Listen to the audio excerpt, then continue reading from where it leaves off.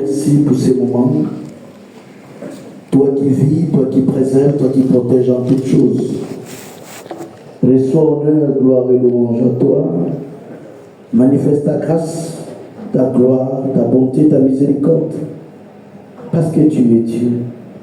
Nul n'est comme toi, nul n'est comparable à toi, nul n'est semblable à toi. Honneur et gloire, louange à toi pour ce que tu fais. Au nom de Jésus-Christ, nous avons prié. Amen. Amen. Acclamons votre frère. Bien-aimés, nous avons un thème tout ce mois de décembre,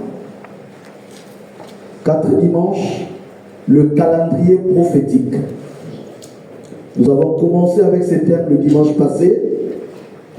Nous allons évoluer aujourd'hui, le dimanche prochain, et puis nous allons achever ce thème le 4e dimanche de ce mois de décembre.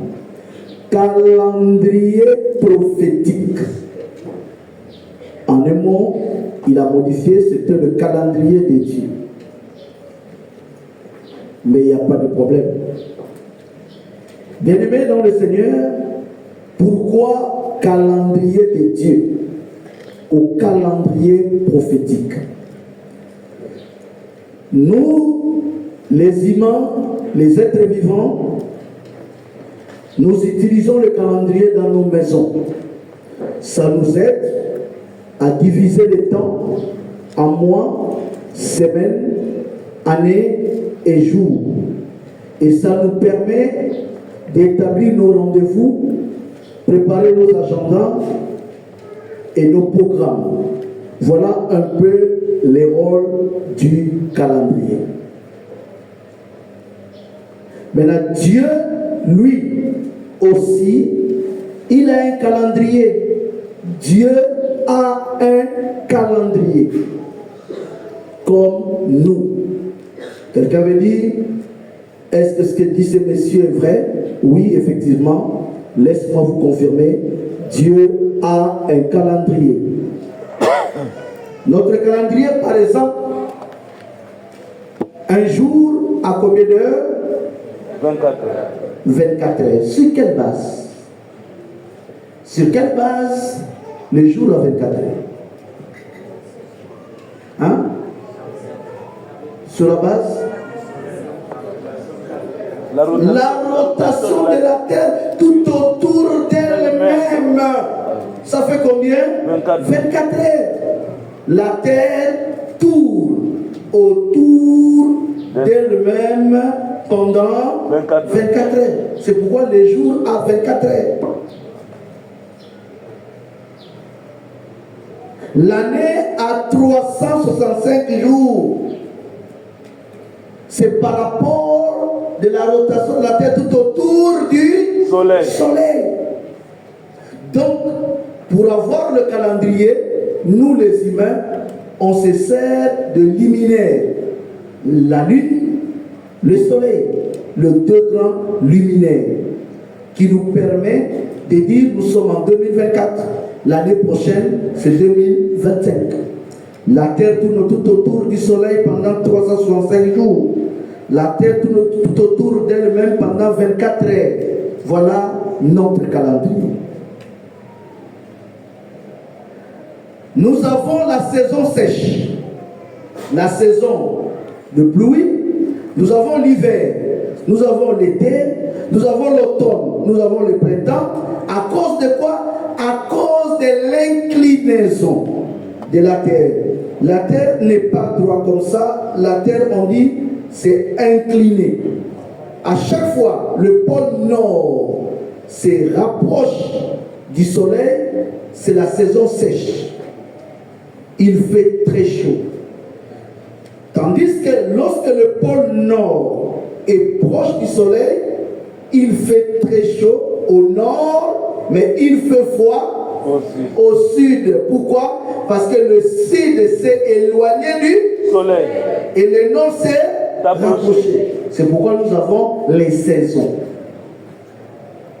Je ne sais pas si quelqu'un comprend. Donc on se sert que de luminaire pour avoir un calendrier. On compte les jours en fonction de la lune, du soleil et les étoiles. Mais remarquez, Dieu, avant la création de la lune, du soleil et des étoiles, Dieu comptait déjà les jours. Il y eut un soir, il y eut un matin, ce fut le premier jour. Il y eut un soir, il y eut un matin, ce fut le deuxième jour. Dieu comptait les jours avant la création de la lune, du soleil et les étoiles. Dieu s'est servi de la lumière du premier jour pour avoir son calendrier. Quand on dit Dieu créa le monde pendant 6 jours et qu'il s'est reposé le 7e jour, c'est-à-dire c'est un calendrier d'une semaine. C'est un calendrier d'une semaine divisé en combien de jours? 7 jours. 6 jours de la création et le 7e jour c'est le repos. Et pour avoir ces jours-là, Dieu n'a pas utilisé la lune, ni le soleil, ni les étoiles. Dieu a utilisé la lumière du premier jour. Le premier jour, Dieu dit que la lumière et la lumière fut. Dieu vit que la lumière était bonne. Dieu les sépara avec le ténèbres. Ainsi, il y eut un soir et il y eut un matin. Ce fut le premier jour. Alléluia. Alors la lumière du premier jour, c'est un homme. C'est la personne de qui? Jésus. Est-ce qu'il peut recevoir des acclamations?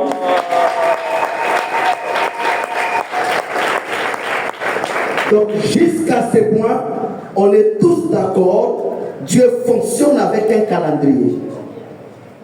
Dieu ne fonctionne pas comme nous.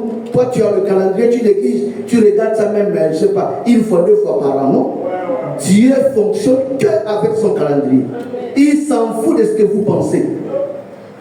Il s'en fout de ce que vous proposez. Il s'en fout de ce que vous je ne sais pas, mais Dieu, lui, il est focalisé qu'à son calendrier. Il fixe le temps et les circonstances du temps. Maintenant, aujourd'hui, nous allons voir si effectivement nous confirmons encore qu'il y a un calendrier. Daniel chapitre 9. Daniel chapitre 9. Écoutons le prophète. Oui. À partir du premier verset. Oui. Le premier verset, il est écrit. Oui.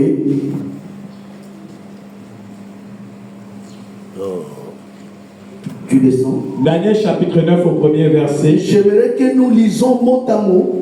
La première année de Darius. La première année de Darius. Fils d'Assérus. Fils d'Assérus. De la race des Mèdes. De la race des Mèdes. Lequel était devenu roi. Lequel était devenu roi. Du royaume des Chaldéens. Du royaume des Chaldéens. La première année de son règne. La première année de son règne. Moi Daniel. Je vis par les livres. Je vis par les livres. Qu'il devait s'écouler 70 ans. Point. Je vais expliquer en évolue. Je commence en bas. Moi, Daniel, je vis par le livre. Cela veut dire il a lu, n'est-ce pas? Daniel a pris le livre, il a fait la lecture. Amen. Frère, la Bible dit toute écriture est inspirée de Dieu, utile pour enseigner, pour corriger et pour instruire.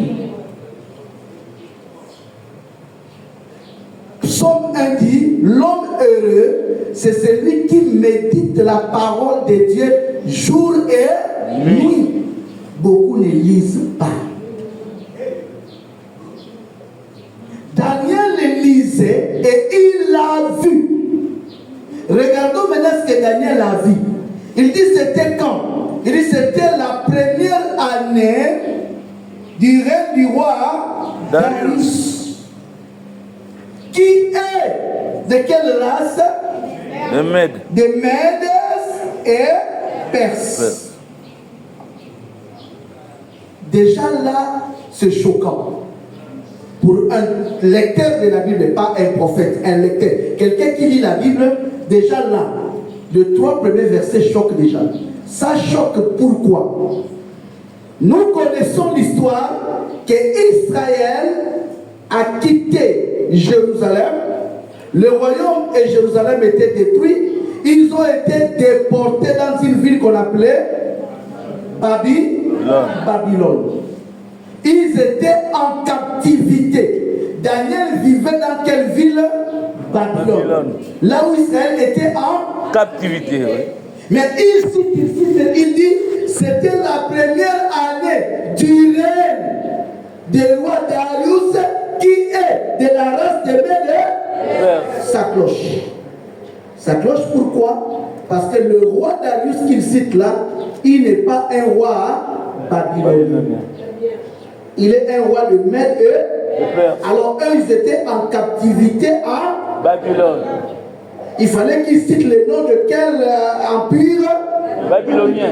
Mais pourquoi il n'a pas cité le nom de l'empire babylonien?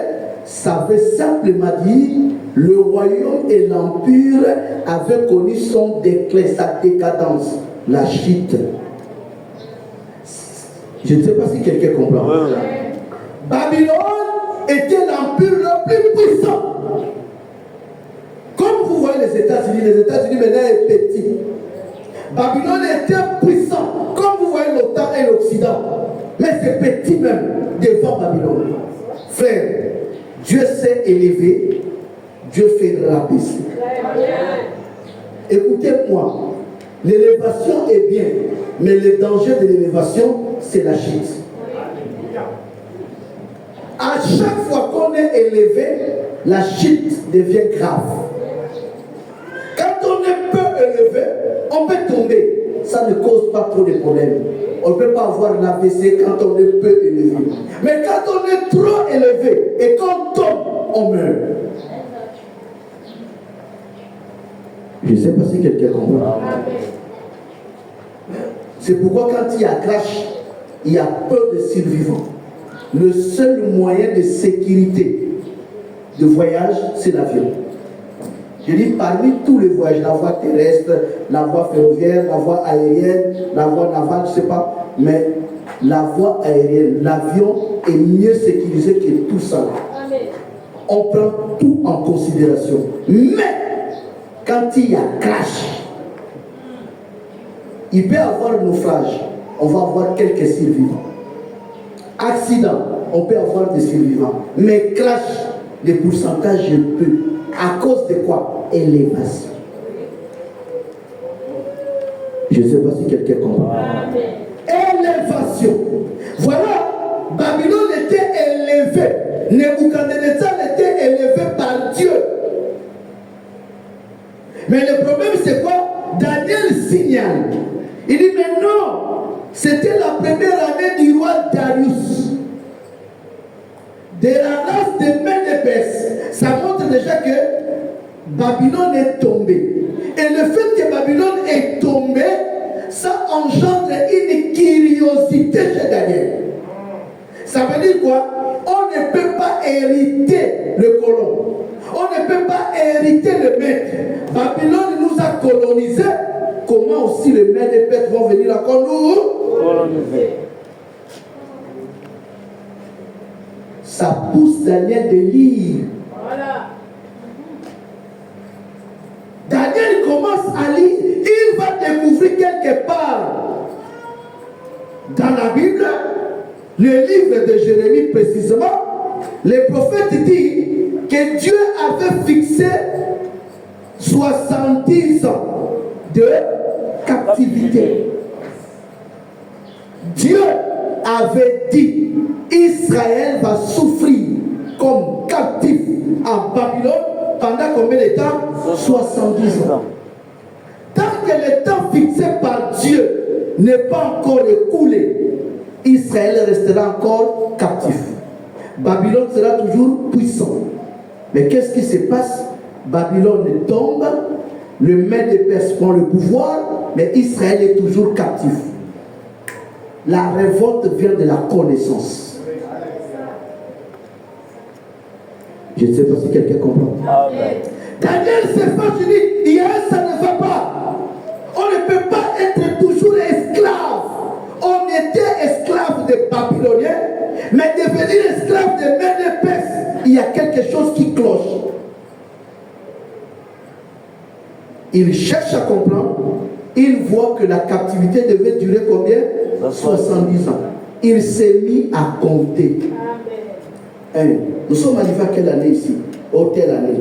1, 2, 3, 4, 5, 6. Oh.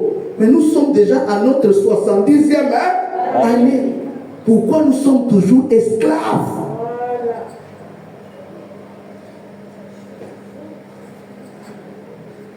Un peuple enseigné, un peuple qui a la lecture prophétique, c'est un peuple qui communique tranquillement avec Dieu. Quand on n'est pas enseigné, on prie mal. Laissez-moi vous dire. Daniel découvre que la captivité devait durer 70 ans, fixée par Dieu. Écoutez une précision. Pour la ruine de... Je fais une église qui vit. Dieu avait fixé 70 ans pour la ruine de Jérusalem. Ça veut dire quoi? Si les 70 ans passent, c'est la fin de la ruine de Jérusalem. Tu ne seras plus ruiné. Amen. Jérusalem ne sera plus ruiné. Dieu a dit 70 ans, tu vas faire comme ça. Mais après les 70 ans, il faut que Jérusalem soit rétablie. La faiblesse de Dieu, il est toujours derrière sa parole. Ce que ma bouche prophétise, ma main accomplit. La main de Dieu accomplit seulement ce que sa bouche a prophétisé. Vous qui demandez la main de Dieu dans la prière, étends ta main, Seigneur, étends ta main, Seigneur, étends ta main, Seigneur, étends ta main. Oh, étends ta main, étends ta main, Seigneur, étends ta main, Seigneur. Oh, étends ta main, Seigneur, étends ta main.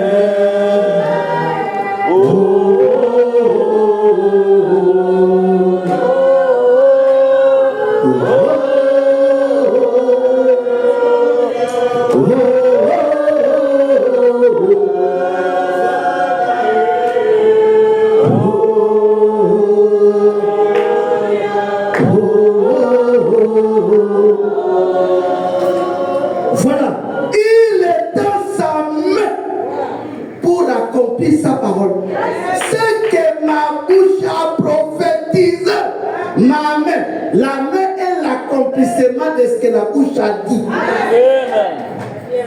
La bouche de Dieu avait dit que la ruine de Jérusalem durera 70 ans. On peut marcher sur Jérusalem 70 ans, mais après 70 ans, les fleurs doivent pousser, l'herbe doit sortir, Jérusalem doit être rebâtie. Alors, si tu n'as pas le calendrier de la ruine et du rétablissement,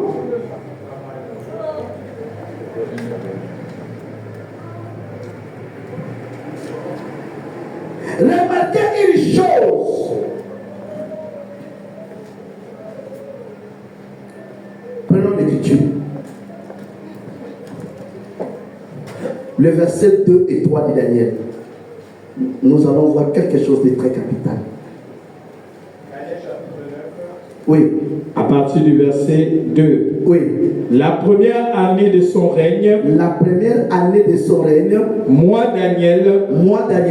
Je vis par les livres qu'il devait s'écouler 70 ans. 70 ans. Pour les ruines de Jérusalem. Pour les ruines de Jérusalem. D'après le nombre des années. D'après le nombre des années. Dont l'Éternel avait parlé à Jérémie le prophète. Oui, descend, voilà un peu. Je tournais ma face vers le Seigneur. J'ai tourné ma face vers le Seigneur. Dieu, afin de recourir à la prière. Stop. Ici, Daniel nous montre qu'il a lu, il a trouvé le temps fixé par Dieu. Dans son calendrier, il avait tout préparé et il révèle à Jérémie que la captivité durera 70 ans. Il révèle que la captivité durera 70 ans pour que Jérusalem soit ruinée. Après les 70 ans, Daniel a vu non, il y a quelque chose qui cloche. Et ce matin, si tu as le calendrier de Dieu, tu vas comprendre qu'il y a quelque chose qui cloche. Et Daniel va faire quoi? Il va se mettre en prière. La prière n'est que la motivation. Il dit, j'ai décidé de recourir. Pourquoi il prend la prière comme recours? Parce qu'il y a quelque chose qui motive Daniel. Toi, tu pries sur base de quelle motivation? Alléluia. La force d'une prière est sa motivation. Vous avez déjà lu l'ordonnance du président de la République? Vous avez déjà lu l'arrêté ministériel? Vous avez déjà lu l'édit du roi? À chaque fois, il y a ordonnance. À chaque fois, il y a arrêté. Avant que le président de la République vous dise ce qu'il a décidé, vous voyez en haut l'arrêté. L'ordonnance dit vie. La constitution. Vie. L'article. Vie. L'urgence. Le vie là. C'est ce qu'on appelle motivation de la décision du chef. Avant de vous communiquer sa décision, on vous explique d'abord les motivations. Qu'est-ce qui motive les chefs de prendre telle ordonnance? Avant de recourir à la prière, il faut que quelque chose vous motive. Et la bonne motivation de la prière, c'est la parole. Amen. J'ai recouru à la prière.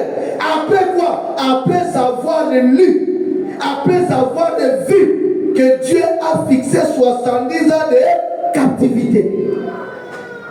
Il avait dit à Abraham, ta postérité va séjourner dans un pays étranger. Ils seront assujettis pendant 400 ans. Aucune prière peut délivrer ce peuple tant que les 400 ans ne sont pas accomplis. Amen. Je dis aucune prière peut délivrer les Israélites en Égypte. Même si vous gênez au point de déchirer vos veines, il n'y aura pas la délivrance. Dieu est tranquille, il dort. L'horloge dit, frère, le temps montre et explique le mystère de Dieu. Avec votre téléphone, vous mettez l'alarme. Vous croyez que Dieu n'a pas d'alarme? La nature est une Bible. Pour ta situation, pour la prophétie, Dieu met l'alarme. Il dort. Les 400 ans arrivent. Il se réveille. Sans prière, il agit. Laisse-moi t'expliquer. Il dit à la 4e génération. C'est-à-dire quoi? Vous pouvez tout faire. Tenter la délivrance. Tant que la génération destinée à comprendre ces choses n'est pas encore arrivée, il n'y aura pas la délivrance. Moïse a tenté. Il a pris son couteau. Il tue l'Égyptien. Il dit, croyant lancer un signal fort à ses frères que Dieu vous accorde la délivrance par ma main. Ses frères l'ont trahi. Pourquoi? C'était une génération qui n'était pas préparée à la sortie. Il dit à la 4e génération. J'ai vu les Gabonais dire que vous êtes tombés, vous les politiciens, sur une génération qui est différente de la génération PDG. Ça veut dire quoi? Il y a eu une génération bénie, oui, oui. Mais cette génération, avec Internet, avec tout, ils sont prêts à défier, même à faire tomber un régime. Tout c'est une question de génération. Tout c'est une question de génération. Dieu lui-même dit à la 4e génération. C'est pourquoi lorsque Moïse est descendu, les gens qui ont causé plus du tort à Moïse, c'est la génération qui n'était pas destinée. On dit les anciens des enfants d'Israël se sont réunis et ils sont partis voir Moïse. Il dit, tu nous fais souffrir pour rien. Nous, on veut rester en Égypte. La génération qui retourne au pays de Canaan, c'était la 4e génération. Tous ceux qui sont nés au désert.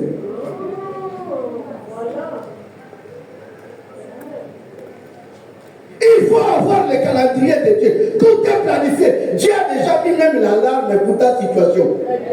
Il s'est au temps fixé. C'est ton temps qui arrive. Que le ciel, la terre se réunit contre toi. Les choses vont changer.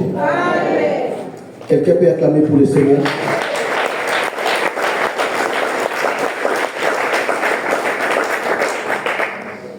La génération, la 4e, c'est la génération d'or. C'est pourquoi vous voyez, nous, je vous ai dit quoi? Nous sommes une génération d'or. Ça veut dire quoi? Depuis les années 2000 jusqu'à l'année 3000, cette génération dépasse toutes les autres générations passées avant nous. La grâce qu'on a, on voit tout se réaliser devant nous. Je vous ai dit, on a vu les téléphones fixes. On fait comme ça. Non, pas téléphone fixe. On a vu phonie. Vous connaissez phonie? Quelqu'un qui a mis Cambo. Tu dois parler avec lui. Tu prends rendez-vous une semaine avant. Tu pars à Montbouet quelque part. Il y a un truc, c'est comme le truc des militaires là. Vous voyez les militaires, ils portent un truc au dos là. Oui, tu vois ça, leur truc de communication. Vous prenez rendez-vous lundi à 15h. Vous parlez avec ça. Cette génération a vu ça. Cette génération a vu téléphone fixe. Cette génération a vu téléphone fixe avec touche. Cette génération a vu. Ah, les gars ne vont pas nous empêcher. Cette génération a vu téléphone portable. Mais quel portable? Télécell. Vous avez vu Télécell? Comme ça. Gros comme ça. Cette génération a vu téléphone portable 3310 Android, Motorola, Alcatel. Cette génération a vu téléphone Android. Aujourd'hui, la Chine défie les États-Unis en disant qu'il n'y aura plus de Bluetooth. Je vais transférer les données dans l'autre téléphone, je fais comme ça. J'envoie comme ça. Toujours cette génération. Frère, là où nous sommes là, laisse-moi vous annoncer le RIP. Votre âme repose en paix. Pourquoi? Vous êtes choqués? Parce que dans 100 ans, nous tous, nous ne serons plus là.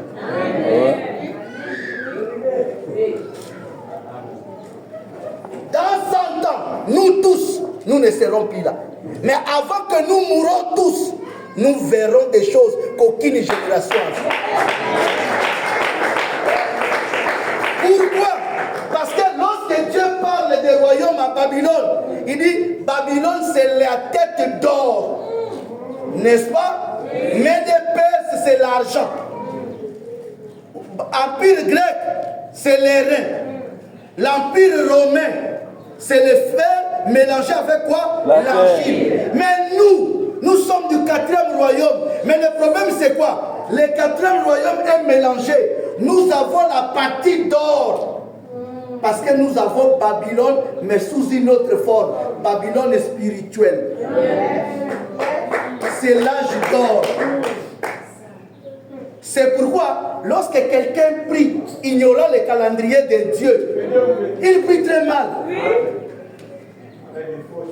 Dieu dit à Abraham, je reviendrai Il donne son planning l'année prochaine. C'est son calendrier. Il peut revenir dans 2 mois. Il peut revenir dans 6 mois. Mais dans son programme, il prend rendez-vous avec toi l'année prochaine. Vous avez vu quelque part, on a arraché Abraham sa femme. Vous avez vu quelque part, il a prié? Non. Vous avez vu quelque part, il a pleuré? Non. Pourquoi? Mais vous avez vu Dieu venir lui défendre. Quelqu'un qui n'a pas prié, qui n'a rien demandé, Dieu vient ordonner à Abimelech, rend. Pourquoi? Parce que Dieu avait pris rendez-vous. Venez voir Abraham l'année prochaine et il va trouver Sarah avec un bébé. Il dit l'année prochaine, quand je viendrai, Sarah aura un fils. Et Abraham ne panique pas. Sa prière, son intercession est liée au temps. Il ne prie pas, il ne pleure pas. Il sait que l'année prochaine, l'alarme de Dieu doit sonner. Il a dit, quand il viendra, il faut que Sarah puisse accoucher. Il reste calme.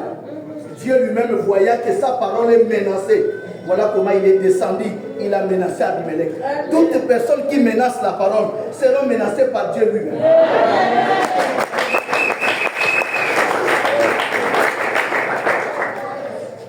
Par Elohim lui-même. C'est pourquoi, pour mieux prier, il faut connaître la parole. Amen. Daniel a dit, je lisais Jérémie et j'ai vu que Dieu a fixé pour la ruine de Jérusalem.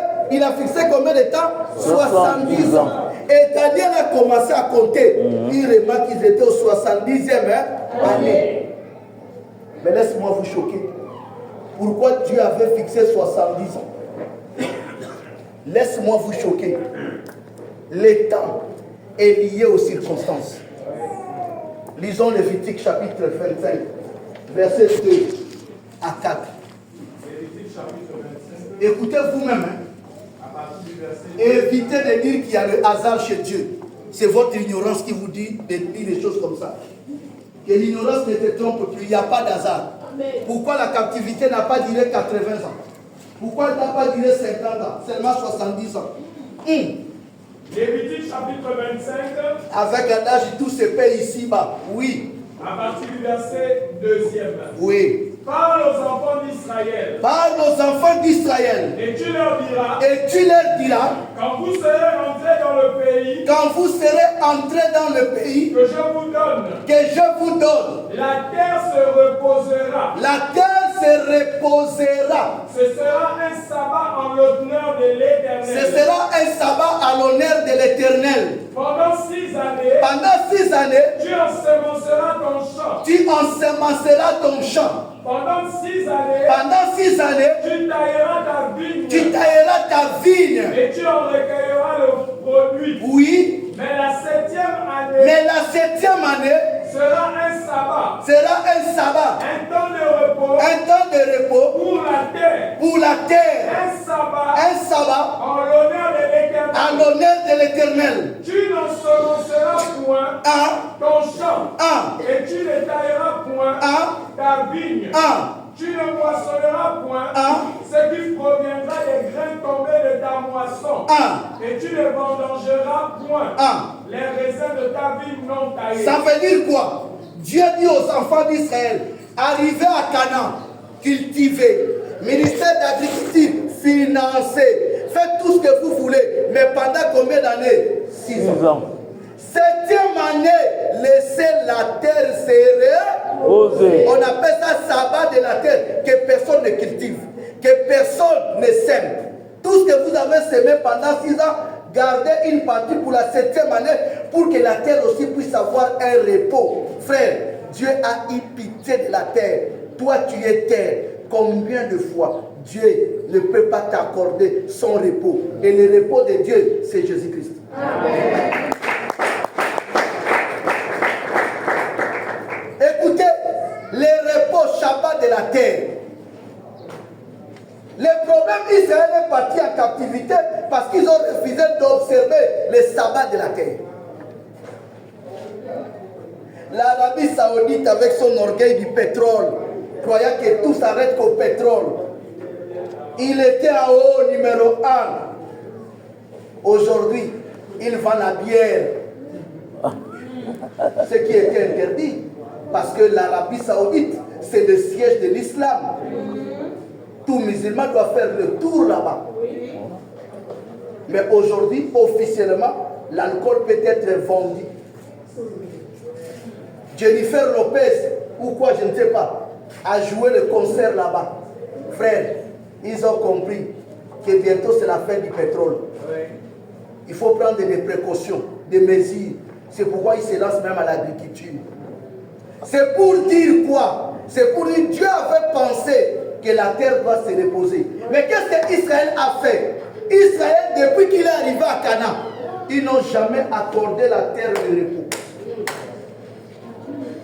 Des Chroniques, chapitre 21. Dieu va récupérer le temps là. Des Chroniques, plutôt 36, 21. Écoutez. Des Chroniques 36, 21. Des Chroniques, chapitre 36. Verset 21. À partir du verset 21. Écoutez vous-même.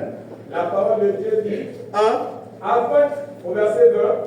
Nebuchadnezzar emmènera captifs à Babylone ceux qui échappèrent à l'épée. Et ils lui furent assujettis à lui et à ses fils jusqu'à la domination du royaume de Perse. Afin que s'accomplisse. Jusqu'à la domination. Donc Babylone domine d'abord jusqu'à la domination du royaume de Perse, afin que s'accomplisse. Afin que s'accomplisse la parole de l'Éternel prononcée par la bouche de Jérémie, jusqu'à ce que le pays y jouit de ses sabbats. Il se reposera tout le temps qu'il fut dévasté jusqu'à l'accomplissement de 70 ans. Jusqu'à ce que le pays se réjouisse de ses sabbats. Quel pays? La terre. Israël, au lieu de se reposer, de faire reposer la terre au 7e année, Israël continue à travailler. Ils ont volé Dieu combien d'années? 70 ans. Ils ont payé ça. Tous ces pays ici, l'année de sabbat arrive, ils travaillent. Dieu compte un. Il dit ils vont payer demain. Deuxième année, ils travaillent. Dieu dit 2. Mais donner la terre sans sabbat? Non. Jusqu'à arriver 70 ans sans repos. Dieu a dit non. La terre doit récupérer sa totalité de sabbat. Allez-y en captivité. Restez là-bas combien d'années? 70 ans. Si Dieu a pensé à la terre, à plus forte raison, toi qui es tiré de la terre et créé à son Dieu t'accordera le repos au nom de Jésus.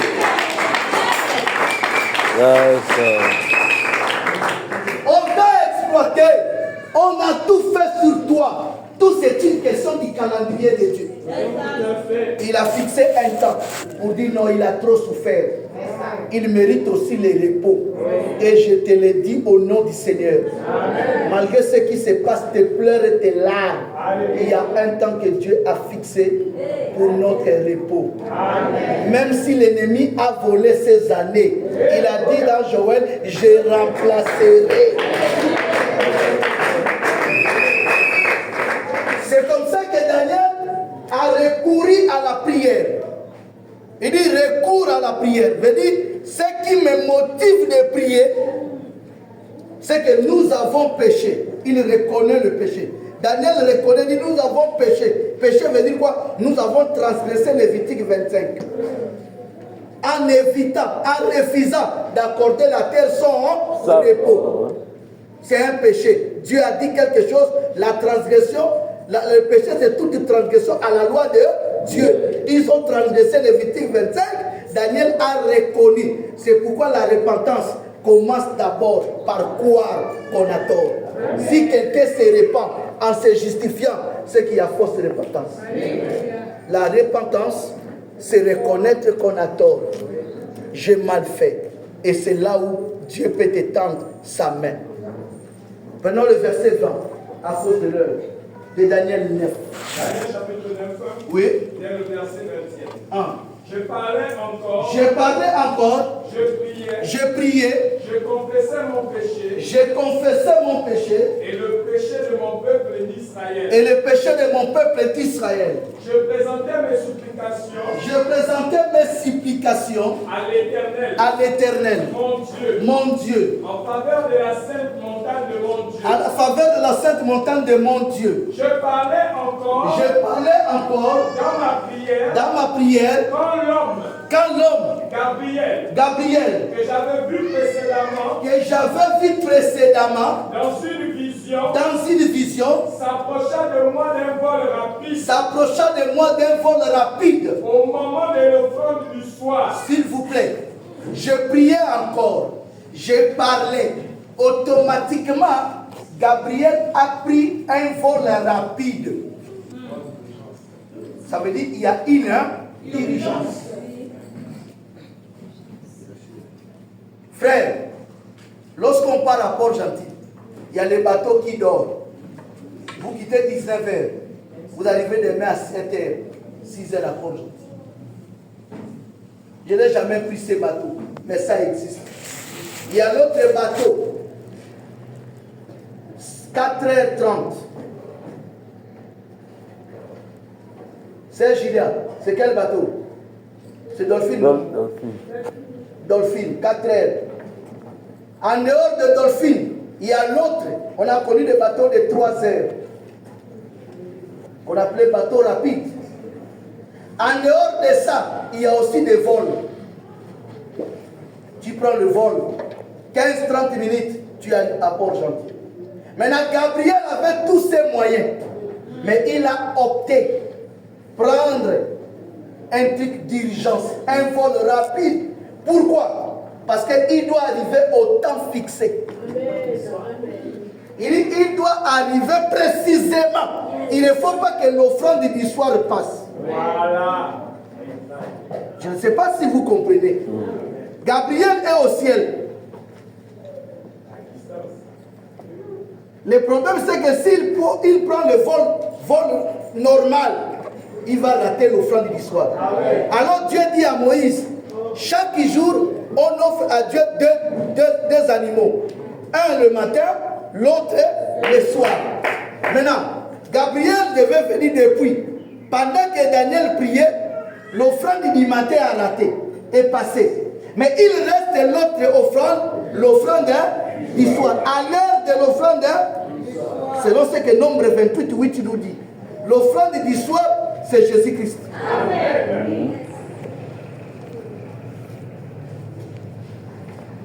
Est-ce que quelqu'un comprend? Il est mort entre deux soirs. C'est lui véritable offrande du soir. Voilà, Gabriel arrive au temps marqué, au temps du Seigneur. Temps marqué veut dire quoi? Le temps du Seigneur. Offrande du soir, c'est le Seigneur. Ça veut dire quoi? C'est le temps du Seigneur. Lorsque le temps du Seigneur arrive, peu importe ce qui était déclaré comme ruine, sache-le, c'est la fin de toutes choses. Amen. Dès que Gabriel est arrivé, écoutez ce que Gabriel va dire à Daniel. Au verset 22. Écoutez l'ange. Il m'instruisit. Et s'entretint avec moi. Il me dit. Daniel. Je suis venu maintenant. Pour ouvrir ton intelligence. Lorsque tu as commencé à prier, la parole est sortie. Et je viens pour te l'annoncer. Car tu es un bien-aimé. Sois attentif à la parole. Et comprends la vision. 70 semaines ont été fixées sur ton peuple et sur ta ville sainte. Merci. 70 semaines ont été fixées sur ton peuple. Quel peuple? Les Israélites. Sur ta ville sainte. Sur la ville sainte. Quelle ville sainte? Jérusalem. Ici, frère, le Gabon n'est pas dedans. Les peuples gabonais, américains, africains, français, ils ne sont pas dedans. Libreville n'est pas dedans. Dieu va révéler à Daniel les calendriers qu'il a lui depuis le ciel pour Israël. Il dit c'est un calendrier de combien de semaines? 70 semaines. Pas semaine de 7 jours, mais semaine sabbatique. Une semaine sabbatique à combien d'années? 7 années. Allons-y. Frère. Au verset 24. Hein? 70 semaines Oui. ont été fixées sur ton peuple et sur la ville sainte pour faire cesser les transgressions. Il a 6 choses. Regardez comment Dieu planifie. C'est pourquoi je parle de calendrier de Dieu. Il dit, il a fixé 70 semaines. Regarde ce qu'il va faire dans 70 semaines. Il va faire cesser. Pour faire cesser les transgressions. Faire cesser les transgressions. Et mettre fin au péché. Mettre fin au péché. Pour expier l'iniquité. Pour expier l'iniquité. Et amener la justice éternelle. Et amener la justice éternelle. Pour sceller. La vision et le prophète. La vision et le prophète. Et pour moindre le Saint des Saints. Sache-le donc. Et comprends. Depuis le moment où la parole a annoncé. Que Jérusalem sera rebâtie. Jusqu'à loin. Au conducteur. Il y a 7 semaines. Oui. Dans 62 semaines. Les places et les fossés. Seront rétablis. Mais en étant fâché. Après les 62 semaines, un mois sera retranché. Et il n'aura pas de successeur. Le peuple d'un chef qui viendra détruira la ville et le sanctuaire. Et sa fin arrivera comme par une inondation. Merci. Pourquoi nous parlons de calendrier de Dieu? Le calendrier, c'est un tableau qui divise le temps. Et dans ce tableau, il y a le programme, les agendas, il y a tout dedans. Ici, Dieu donne à Israël un calendrier de combien de semaines? 70. 62 semaines. Et dans les 62 semaines, il divise ça en combien de parties? En 3 d'abord. Il dit, il y aura d'abord 7 semaines qui vont écouler. Et il cite ce qu'il va faire pendant les 7 semaines. Il dit, après les 7 semaines, il y aura combien de semaines après? 62 semaines. Il dit ce qu'il va faire pendant les 62 semaines. Si tu mets 7 plus 62, ça fait combien? 69. Le calendrier a combien de semaines? 70 semaines. Il reste combien? Une semaine. Voilà. Descends, frère. À partir du verset 25. Du verset 26. Après les 62 semaines, un mois sera retranché. Et il n'y aura pas de successeur. Oui. Le peuple d'un chef qui viendra détruira la ville sainte et le sanctuaire. Et sa fin arrivera comme par une inondation. Oui. Il est arrêté que les dévastations dureront jusqu'au terme de la guerre. Oui. Il fera une solide alliance avec plusieurs pour une semaine. Voilà une semaine restante. Il fera une solide alliance avec plusieurs pour combien? Une semaine. Oui. Et durant la moitié de la semaine. Durant la moitié de une semaine, qui fait 3 ans et demi, 1260 jours, 42 mois. Il fera cesser le sacrifice et l'offrande. Le dévastateur commettra les choses les plus abominables jusqu'à ce que la ruine et ce qui a été résolu fondent sur le dévastateur. D'une manière courte, sans forcer, pour que celui qui a l'école primaire parmi nous, l'école primaire de Dieu, puisse comprendre facilement c'est quoi. Vous voyez Israël, le peuple juif, Dieu avec ses peuples, ils ont une alliance. Cette alliance-là a un calendrier. Tout ce qui se passe dans la vie de ces peuples, c'est déjà programmé par Dieu dans son calendrier. Il a dit que son calendrier avec Israël a 70 semaines. Une semaine fait 7 ans. Donc fait maintenant 70 fois 7, c'est 400 et quelques années. Dans ce calendrier, il avait prévu la venue de Jésus-Christ. Il dit un oint sera retranché. Le oint là, c'est Jésus. Amen. Et le oint arrive à quel moment? Après 7 semaines, après 62 semaines. Donc le oint sera retranché au 69e. Jésus est mort les 69e semaine du calendrier de Dieu. Amen. Alors dans votre calendrier, Jésus est mort à quelle année? L'an 33. Aussi Jésus est mort à l'an 33. Hérode est mort quand? Abraham est mort quand? Vous voyez? C'est de l'arnaque de l'église catholique.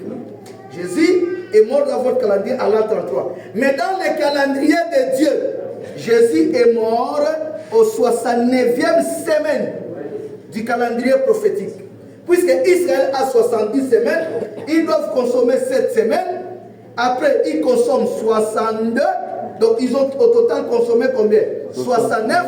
On dit un oint sera retranché. On dit après le retranchement du oint, il n'aura pas de successeur. Pas successeur de Jésus. C'est un démon. Tous les successeurs de Jésus sont des démons. Il n'aura pas de successeur. Le peuple des chefs viendra, détruira Jérusalem et les sanctuaires. Jérusalem était d'abord détruit par les Babyloniens, n'est-ce pas? Oui. Mais on dit encore le peuple des chefs viendra, détruira Jérusalem. Ça veut dire après la destruction de Babylone, Jérusalem fut comment? Rétabli, construit. Et après, Jésus a annoncé l'autre destruction. Ça, c'est depuis les Babyloniens, mais c'est les Romains. À l'an 70 avec Titus, le général. Amen, amen. Amen. Dans le plan de Dieu, Israël, comme vous le voyez, nation. La guerre qu'il fait en Liban, la guerre qu'il fait partout, là, Liban, bande de Gaza, quand Dieu les regarde, ils ont qu'une semaine. Amen. Du calendrier de Dieu. Ça veut dire quoi? En un mot, aujourd'hui, nous sommes ici. Après les 69e semaine, on dit un oint sera retranché. Jésus a dit l'Esprit du Seigneur est sur moi. Il m'a. Ouais. Donc le oint c'est qui? Jésus. Ah, quand Jésus arrive, Jésus va dire Dieu m'a envoyé pour publier notre calendrier une année de grâce. Donc dès que Israël est chassé de sa terre, autant où nous sommes dans l'année de grâce.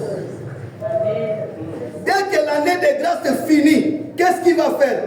Dieu avait mis pause dans ce qu'on appelle son chrono. Il avait fait comme ça, pam. Israël a déjà consommé 69 semaines. Jésus arrive, il bloque, pam. Il dit, je pars d'abord au Gabon. Je vais les Gabonais. Il bloque le chrono. Il est venu au Gabon. Dès qu'il va finir avec les Gabons, l'église est enlevée. Il retourne chez Israël. Il dit, on s'est arrêté où? Au 69e. Il remet le chrono en marche. Donc après le départ de l'église, on dit qu'il fera une solide alliance. Pas l'église, Israël. Avec qui? Avec l'antichrist. Mais l'alliance entre Israël et l'antichrist doit durer combien de temps? Une semaine. Qui fait 7 ans, n'est-ce pas? Mais le problème c'est quoi? À la moitié de la semaine, ils auront des problèmes. L'antichrist ne va pas respecter l'accord de l'alliance. Il va entrer dans le lieu saint et se autoproclamer Dieu. Les Juifs vont refuser de l'adorer.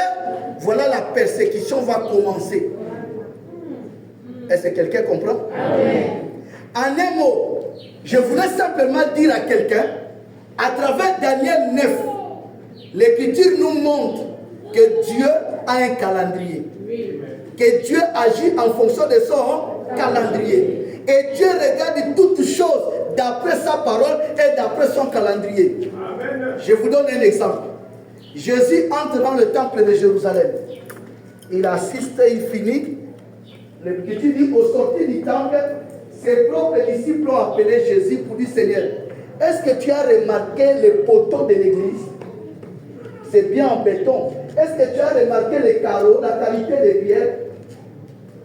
Tout le monde était d'accord, y compris ses propres disciples, que Jérusalem était parmi les 7 merveilles du monde au 1er siècle. Mais Jésus dit, voyez-vous tout cela, il ne restera pas ici. pierre sur pierre qui ne soit. Tout le monde voit un temple bien construit. Jésus était la seule personne qui voyait un temple bien. Pourquoi? Parce que lui, il regarde toutes choses d'après sa parole et d'après le calendrier. Amen. Et l'Écriture dit, ne savez-vous pas que votre corps est le temple dit? Si nous sommes des temples, le regard de Jésus est différent des regards des hommes. Amen. Là où les hommes disent c'est fini, Jésus peut dire il y a encore de l'espoir. Amen. Quelqu'un peut acclamer pour lui?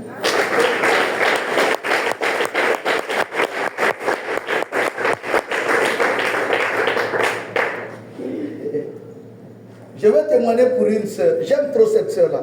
Il faut dire à son mari. J'ai dit à son mari ici au bureau. Je l'ai mis dans un travail. Elle ne m'a pas appelé. Il a une femme qui est merveilleuse. J'aime trop cette sœur. La femme du frère Karl. C'est la sœur qui? Kadi.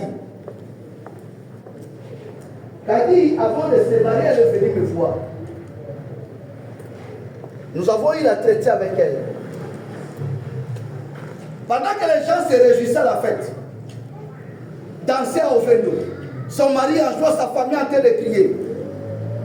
Moi, j'ai dit à ma femme à la maison, j'ai un problème avec Adi. Il dit, mais pourquoi tu mets ça? J'ai dit, j'ai un problème avec Adi. Le problème avec Adi, c'est quoi? Se marier, c'est bien.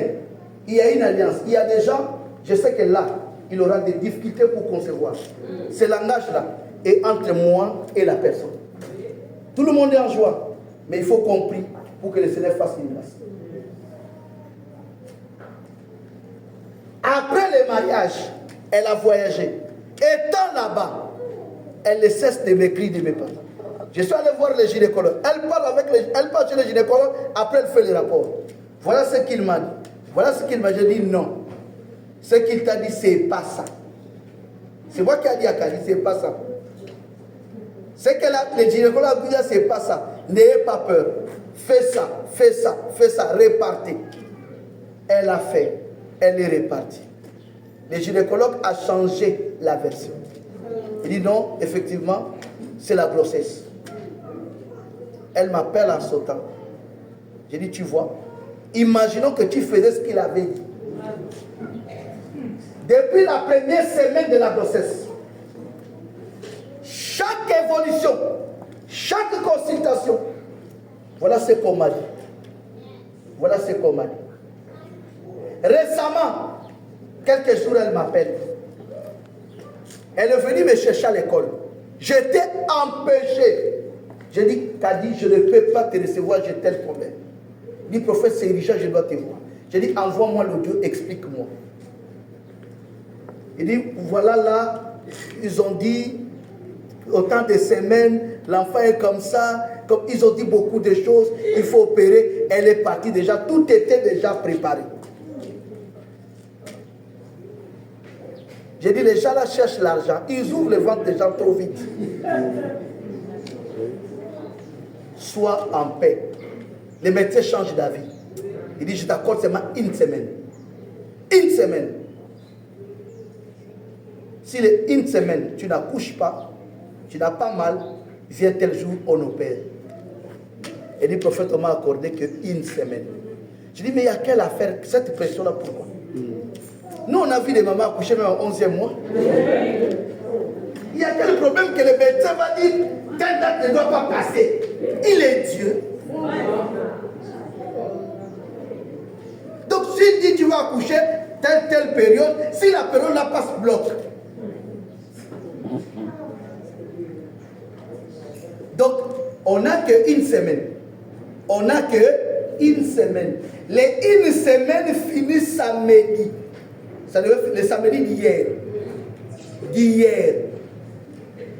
Prière matinale, vendredi, je la vois connectée. Il dit, cette fille est têtue. Prière matinale, je vois Cathy. Il dit, elle est là. Elle ne dort pas. 5 heures. Je sais ce qu'elle cherche. On finit la prière, à 7 heures, elle m'envoie le message, j'ai des douleurs.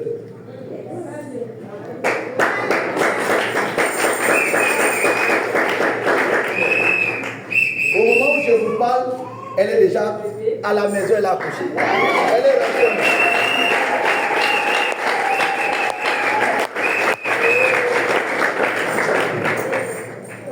C'est comme la femme tsunamite. C'est comme la femme tsunamite. Pendant que le mari dort, et c'est que cet homme est un prophète. On reçoit par rapport à la considération qu'on a envers la personne. Frère, Dieu voit toutes choses d'après sa parole. On voit un temple bien construit. Jésus dit, c'est un temple bien détruit. Le regard de Jésus est différent du regard de Job. Lui, son problème, c'est quoi? Il regarde le calendrier. Il n'est pas contre les temples. Mais dans le calendrier, on a dit, après le retranchement du coin, le peuple des chefs viendra et détruira Jérusalem et le sanctuaire, c'est le temple. Détruira. Même si le temple est construit, comment lui voit ce temple détruit?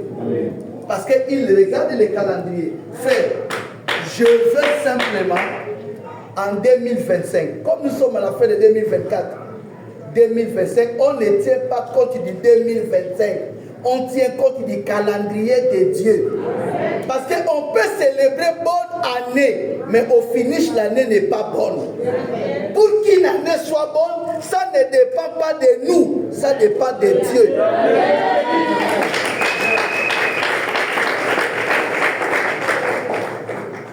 C'est ce qu'on veut, c'est pourquoi on parle du calendrier de Dieu. Dans le calendrier de Dieu, le centre de ce calendrier, c'est Jésus.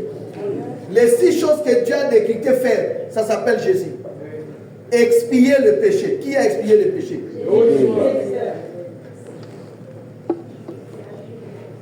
Ramener la justice éternelle. Oindre les saints des saints. Toutes les 6 choses-là, c'est Jésus. Un ouin sera retranché, c'est Jésus. C'est Jésus qui est le centre du calendrier de Dieu. Et qu'est-ce qu'il va dire dans Matthieu 23? Matthieu 23. Écoutons Jésus. Gagnons à temps, s'il vous plaît. Verset 37. Matthieu chapitre 23. Oui. À partir du verset 37. Oui. Jérusalem, Jérusalem. Jérusalem, Jérusalem. Qui tue les prophètes. Qui tue les prophètes. Et qui lapide. Et qui lapide. Ceux qui te sont envoyés. Ceux qui te sont envoyés. Combien de fois ai-je voulu te rassembler? Ai-je voulu rassembler tes enfants, oui. Comme une poule rassemble ses poussins sous ses ailes. C'est fini. Dieu se présente comme la mère poule. Il dit à Jérusalem, Jérusalem, tu as un calendrier. Mais qu'est-ce que moi j'ai fait de ma part? Je me suis présenté devant toi comme la mère poule. Frère, Dieu est notre mère poule. Comment la mère poule agit? Lorsqu'elle voit les corbeaux, les perviers, les serpents, n'importe quel prédateur, la mère poule fait quoi? Elle pousse un cri. Demander aux petits poussins de venir trouver quoi? Le refuge. Maintenant, il y a toujours des têtus. Malgré les cris de la mère poule, il y a toujours un poussin qui refuse, qui a des pieds qui pèsent. C'est toujours ce poussin-là qui est dévoré par les corbeaux. Frère, aujourd'hui, Dieu est en train de crier par le message. Demandant à chacun de nous de venir prendre refuge. Il y a les corbeaux partout. Dis Dieu est ma mère poule. Dieu est ma mère poule. Dis Dieu est ma mère poule. Dieu est ma mère poule. Dis Jésus est ma mère poule. Jésus est ma mère poule. C'est lui la mère poule. En un mot, lorsque tu trouves refuge sous ses ailes, tu es protégé.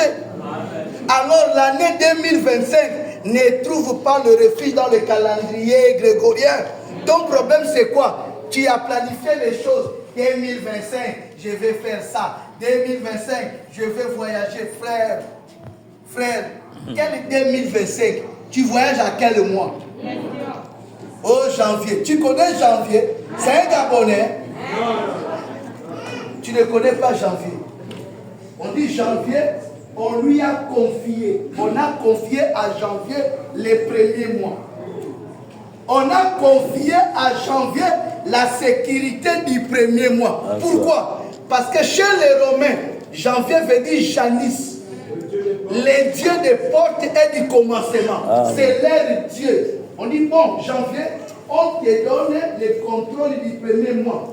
Frère, toi, tu donnes le contrôle du premier mois à qui? Depuis qu'on a donné janvier le contrôle du premier mois, tout le monde pleure en janvier.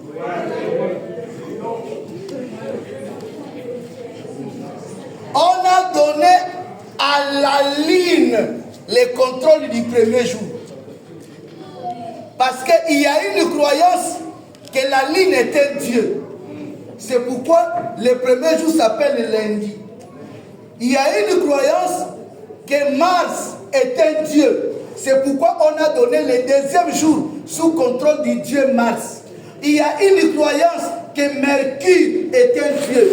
C'est pourquoi on a donné mercredi sous contrôle de Mercure.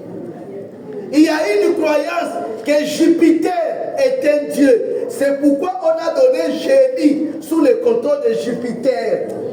Le monde a cru dans son calendrier que Vénus est un Dieu. C'est pourquoi on a dit à Vénus, gère vendredi. Le monde a cru que Saturne est un Dieu. C'est pourquoi on a donné à Saturne de gérer samedi. Le monde a cru que le Dieu Soleil est un Dieu. C'est pourquoi on a donné à Sunday, dimanche, de contrôler dimanche. Mes frères, toi, de lundi à dimanche, tu confies le temps à qui?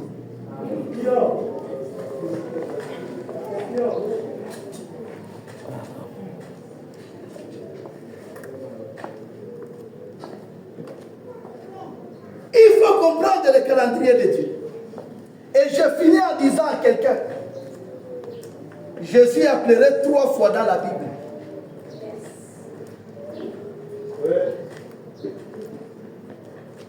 Il a pleuré 3 fois. Et nous allons voir les 3 pleurs de Jésus. Avant que nous prions. Toi tu pleures. Jésus aussi avait pleuré. Mais combien de fois? 3 fois. La première fois, il pleure pour son ami Lazare. On dit Lazare est mort. Après Jésus pleura. La deuxième fois, il pleure pour Jérusalem. La 3e fois, il va pleurer à Gethsemane. Prenons pour Jérusalem, Luc 19. Luc chapitre 19, à partir du verset 41. Écoutons. Comme il approchait de la ville, Jésus en la voyant, Jésus en voyant la ville, pleura sur elle. Et dit, si toi aussi, vous, quand on dit pleura sur elle, pour vous, pleurer c'est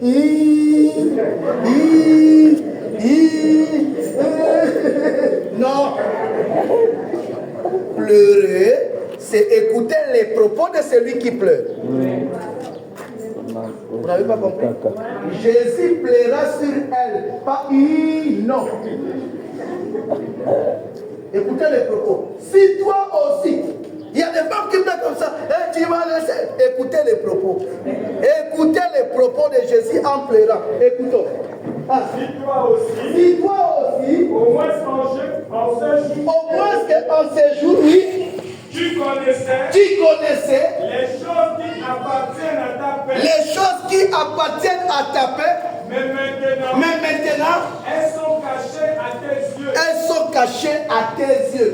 Il viendra sur toi. S'il vous plaît, si tu connaissais les choses qui appartiennent à ta paix, tout le monde veut la paix. Mais nous oublions ce qui contribue à notre paix. Pour avoir la paix, frère, les païens n'ont pas le Saint-Esprit. Mais ils ont dit, c'est lui qui veut la paix. Prépare quoi? La paix du monde, la paix du cœur, c'est un homme, c'est avoir Christ. Je ne sais pas si quelqu'un comprend. Jérusalem avait... Le problème de Jérusalem, c'est quoi? Jérusalem était à la recherche de sa paix, détruit par les Babyloniens, le Mède et Perse, les Grecs, les tours des Romains arrivent, ils disent trop c'est trop. Signons le pacte de la paix. Qu'est-ce que Jérusalem va faire? Ils vont tisser l'alliance avec Rome. Rome ne détruit pas leurs croyances. Hérode il est grand, 70 avant Jésus-Christ, il construit même le temple. La politique romaine ne vous interdit pas de prier votre Dieu. Donc la bonne relation bilatérale entre Jérusalem et Rome garantissait la paix de Jérusalem. La soumission de Jérusalem auprès de Rome garantissait la paix. Croyant que la paix vient en faisant des conclusions des accords, non. La paix de Jérusalem ne dépendait pas de sa bonne relation avec Rome, dépendait de Jésus. Puisque la prophétie dit, si vous rejetez le Messie, Jérusalem sera détruite. Frère, tes efforts ne peuvent jamais t'accorder la paix. Même si tu es bien avec tout le monde, les gens parleront toujours mal de toi. Est-ce que quelqu'un comprend? J'ai dit, tu peux mourir même pour les autres. Tu auras toujours un faux témoignage. Tu peux prendre ton argent, donner à tout le monde. Tu auras toujours un faux témoignage. Ne cherche jamais l'approbation des hommes. Le problème c'est quoi? Nous échouons parce que nous avons mis nos stratégies en place pour atteindre de tels objectifs. Frère, au rejet de la parole, au rejet du Seigneur. C'est pourquoi on fait toujours naufrage. Et ce matin, laisse-moi vous dire, la paix du monde dépend de Jésus. Amen. Pour que la guerre soit éradiquée, si le monde croit au Seigneur, c'est fini. Il n'y aura plus de famine. La famine n'existe pas. C'est le partage non équitable des richesses qui crée la famine. Exact. La famine n'existe pas. La terre était frappée de la famine. Tout le monde descendait en Égypte pour se servir. Frère, c'est l'amour qui est le premier don. C'est Jésus qui est la solution à toutes choses. C'est pourquoi nous ici, le 29 décembre, nous aurons notre culte d'action de grâce. Écoutez, ce culte-là aura encore pour thème l'année prochaine. Nous allons encore vers Joseph. Le problème c'est quoi? Frère, tu peux lire. Genèse chapitre 47. Église, écoutez, avant qu'on prie, écoutez vous-même. Genèse chapitre 47. Oui. À partir du verset 18e. Écoutez vous-même.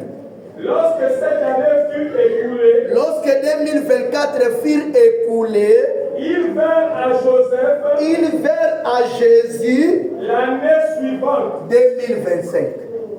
Amen. Je ne sais pas si quelqu'un comprend. Amen. Lorsque l'année 2024 est passée, l'année 2025, on va encore vers Jésus. C'est devenu coutume. Les Égyptiens ont fait pareil. Ils vinrent encore vers Joseph. Pour dire, Joseph, si l'année passée tu nous as donné du bleu, donne-nous aussi du bleu en 2025. Laisse-moi vous dire, j'ai encore besoin de Jésus en 2025. Si vous n'avez pas besoin de lui, ça suffit pour vous. Ne venez pas le 29. Toute personne qui a besoin de Jésus, l'année prochaine aussi, retrouvons-nous le dimanche 29 ici. Lèvons-nous, nous allons prier.